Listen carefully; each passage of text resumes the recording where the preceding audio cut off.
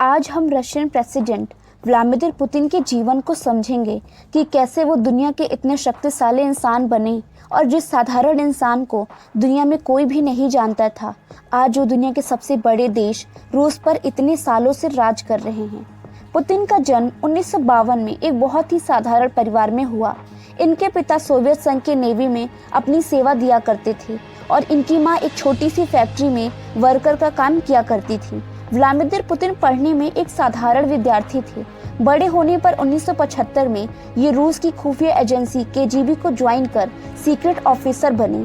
इन्हें कई अलग अलग देशों में देश की सेवा के लिए भेजा गया, जिसे इन्होंने बखूबी निभाया।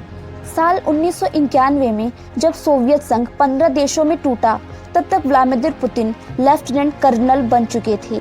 इस समय रूस के सबसे बड़े शहर सेंट पीटर्सबर्ग के मेयर एंटोली सोबचक से पुतिन की मुलाकात होती। एंटोली सोबचक पुतिन से अत्यधिक प्रभावित होकर इन्हें सेंट पीटर्सबर्ग का डिप्टी मेयर बना देते हैं और यहीं से कहानी शुरू होती है व्लादिमीर पुतिन के काफिले की। डिप्टी मेयर बनते ही पुतिन बहुत ही कम समय में वहां के सभी भ्रष्टाचार खत्म कर देते हैं, व्यवस्थाओं में सुधार लाते हैं, जिससे लोगों के बीच पुतिन अब एक प्रभावशाली व्यक्ति बनकर उभरने लगते हैं। इसी बीच उस समय के राष्ट्रपति बोरिस येल्टसिन के दामाद वैलेंटिन यामाशेव ने पुतिन को राष्ट्रपति का सलाहकार नियुक्त कर दिया और इस तरह से पुतिन और राष्ट्रपति येल्टसिन की दोस्ती हो जाती है। पुतिन थोड़े ही समय में राष्ट्रपति के साथ रहते रहते रशिया में अपने कामों को लेकर लोकप्रिय होने लगे। 1999 में व्लादिमीर पुतिन को रशिया का प्रधानमंत्री बना दिया जाता है। उधर राष्ट्रपति बोरिस येल्टसिन अपनी बुरी आदतों से जनता में अपनी छवि खोते जा रहे थे।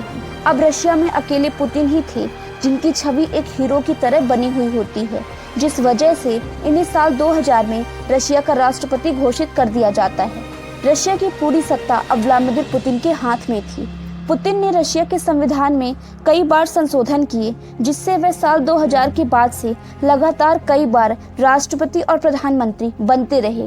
2020 में इन्होंने आखिरी संविधान संशोधन किया, जिसके अनुसार पुतिन अब 2036 तक रशिया के प्रेसिडेंट बने रहेंगे। पुतिन एक बहुत ही शातिर और मास्टरमाइंड इंसान होने के साथ ही बहुत बड़ी संख्या में साइबर आर्मी भी रखते हैं, जो कि दुनिया भर में अपनी हैकिंग के लिए जाने जाते हैं। इनके दुश्मन कब मार दिए जाते हैं किसी को पता भी नहीं चलता। रशियन मीडिया पूरी तरह से पुतिन के कंट्रोल में रहती है।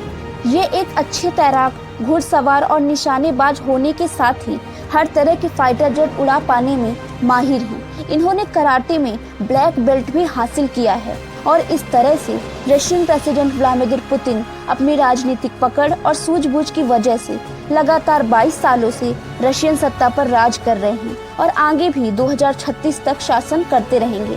फ्रेंड्स, आपको कमेंट में बताना है कि पुतिन के द्वारा यूक्रेन पर हमला करने की मुख्य वजह क्या है।